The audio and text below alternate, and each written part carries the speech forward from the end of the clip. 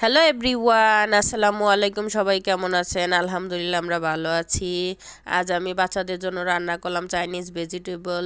প্রথমে ডিম ভেঙে স্ক্রাম্বল করে নিয়েছি, তারপর চিংড়ি মাছ ভেজে নিয়েছি, তারপর সুন্দর করে ভেজিটেবল ভেজে নিয়েছি। ভেজিটেবলে নিলাম বরবটি আর গাজর, সাথে পেঁয়াজ, কাঁচামরিচ কুচি।